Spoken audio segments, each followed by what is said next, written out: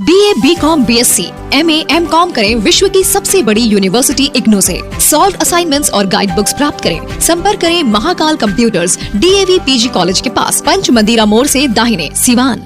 सरदर्द, मिर्गी, नशा, भूलने की बीमारी, अत्यधिक गुस्सा आना, घबराहट एवं नस की समस्याओं से अगर आप भी हैं परेशान तो मिलिए शहर के मशहूर साइकाट्रिस्ट डॉक्टर पंकज कुमार गुप्ता से। हमारा पता है डॉक्टर रामाजी चौधरी से 100 कदम पूरब, doctors colony Bahadiya road, Siwan. संपर्क नंबर 85 399 43 151।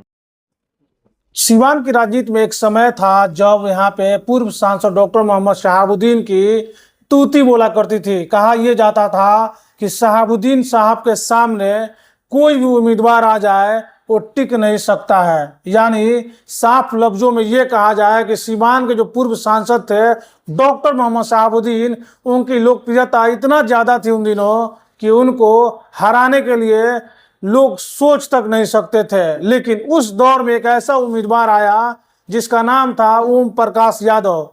और जिस तरह की लगातार अटकलें लगाई जा रही थी कि शहाबुद्दीन को हराना मुश्किल है, लेकिन ओम प्रकाश यादव ने इसको करके दिखाया।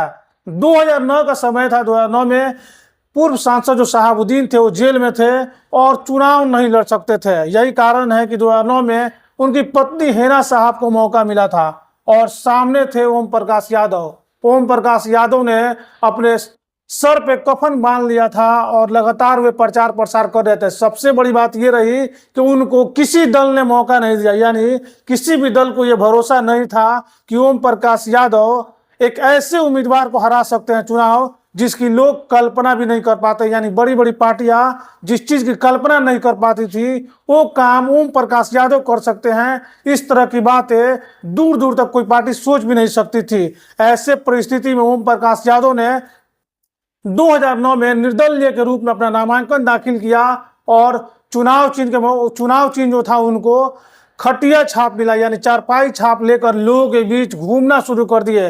लेकिन उस दौर में ओम प्रकाश यादव की लोकप्रियता इतना ज्यादा बढ़ी कि लोगों ने बढ़ चढ़ के उनको सर पर उठा लिया और नतीजा ये हुआ कि पूर्व सांसद शहाबुद्दीन की पत्नी हेना साहब को यहाँ पे शिकस्त का सामना करना पड़ा। यानी ओम प्रकाश यादव ने उस इतिहास को ही बदल दिया था जिस इतिहास को लगातार यहाँ पे लोग कहते थे कि शहाबुद्दीन साहब को हराना बिल्कुल ही मुश्किल है।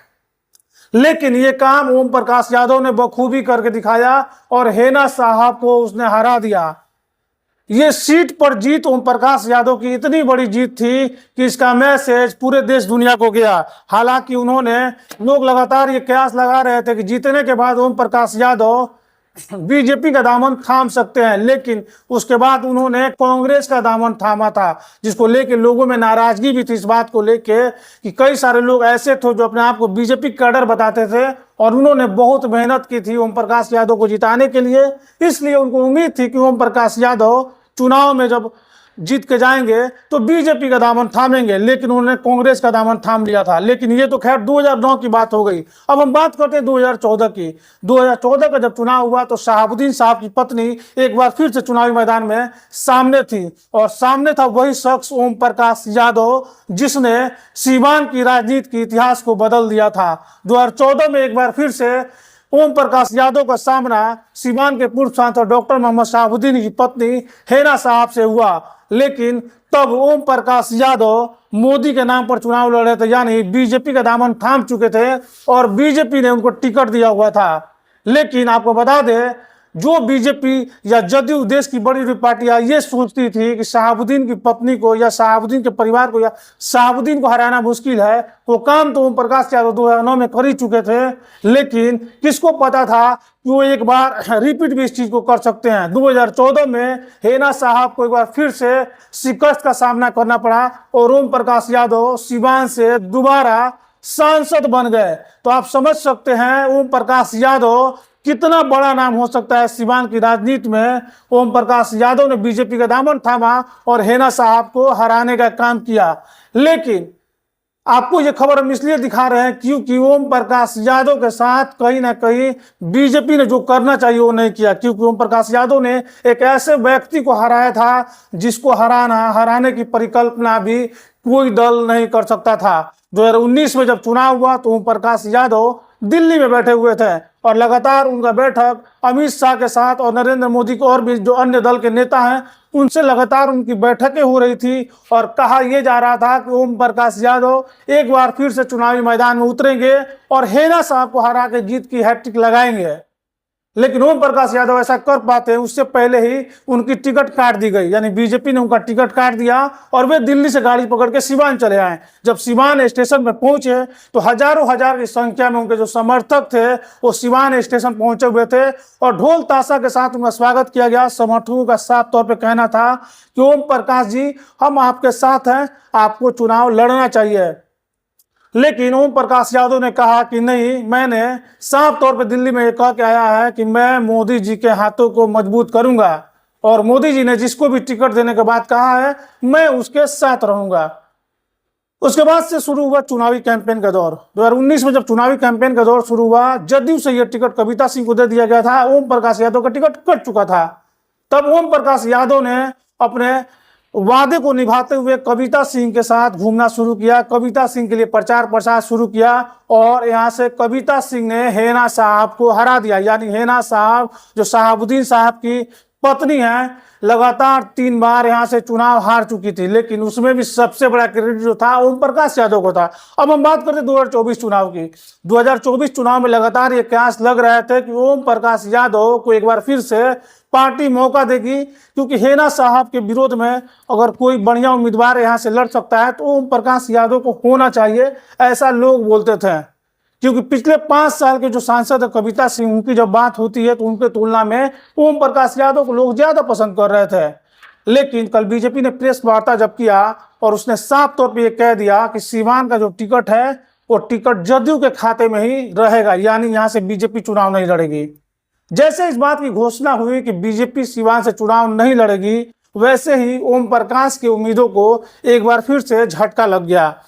और ओम प्रकाश यादव हालांकि हाल ही में जब राजनाथ सिंह सीवान पहुंचे हुए थे, तब जब मीडिया से बातचीत हुई तो उन्होंने कहा था कि अगर बीजेपी मुझे टिकट नहीं देगी तो भी मैं चुनावी मैदान में रहूंगा और जीत कर नरेंद्र मोदी के हाथों को मजबूत करूंगा। यानी इशारों में उन्होंने कहा था कि मैं जो चुनाव लड़ूंगा और जीतने के बाद बीजेपी का ही दामन थामूंगा। यानी कहीं ना कहीं उनका ये कहना था कि निर्दलीय के रूप में वे चुनाव लड़ेंगे और जीतेंगे तो बीजेपी का ही दामन थामेंगे।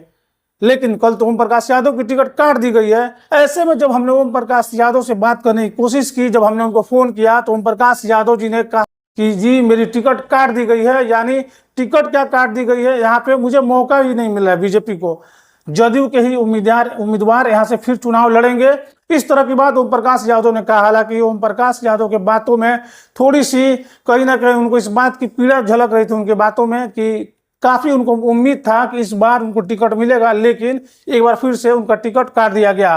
हालांकि जब हमने उनसे पूछा कि ओम प्रकाश यादव जी आपका अगला कदम क्या होगा, उन्होंने कहा कि जल्द ही मैं सिवान पहुंचूंगा और सिवान पहुंच कर अपने लोगों से बातचीत करूंगा, जो जनता कहेगी उसके अनुसार करेंगे। यानी उनकी बातों से यह साफ प्रतीत हो रहा था कि ओम प्रकाश यादव सिवान पहुंचेंगे और सिवान पहुंचते ही एक बड़ा ऐलान कर सकते हैं ओम प्रकाश यादव। यानी जो पहले उन्होंने कहा था, राजनाथ सिंह जब आए थे तो उन्होंने कहा था कि मुझे टिकट मिले या ना मिले मैं चुनाव लड़ूंगा, उस बात को ओम प्रकाश यादव दोहराते हुए नजर आ रहे हैं। यानी अब ओम प्रकाश यादव भी चुनावी मैदान में उतर सकते हैं, अपने समर्थकों से बात करेंगे, अपने कार्यकर्ताओं से बात करेंगे और कार्यकर्ता और समर्थक जो बोलेंगे उस हिसाब से ओम प्रकाश यादव फिर से चुनावी मैदान में होंगे। लेकिन अगर ऐसा होता है तो फिर देखना दिलचस्प होगा, क्योंकि एक तरफ शहाबुद्दीन की पत्नी हेना साहब जो कि निर्दलीय के रूप में खड़ी होंगी, तो वहीं दूसरे तरफ ओम प्रकाश यादव भी निर्दलीय के रूप में खड़े होंगे। बात करें जदयू और बीजेपी महागठबंधन, आरजेडी और बीजेपी महागठबंधन की, तो यहां से जदयू के खाते में ये सीट जाएगी, लेकिन राजद गठबंधन की तरफ से ये सीट किसके खाते में जाएगी अभी तक ये तय नहीं हो पाया। मान के चलिए अगर ये सीट माले के खाते में चली जाती है, राजद के खाते में, कांग्रेस के खाते में, तो एक उम्मीदवार वहां से होगा और एक उम्मीदवार जदयू से, 2 उम्मीदवार होंगे और एक ओम प्रकाश यादव और दूसरे आपको बता दें कि हेना साहब भी होंगी। लेकिन इस बीच बड़ी खबर ये भी है कि कविता सिंह भी लगभग रेस से बाहर हो गई। ऐसे में अगर कविता सिंह का टिकट कटता है तो देखना ये भी दिलचस्प होगा कि क्या कविता सिंह भी निर्दलीय के रूप में चुनाव लड़ेंगे।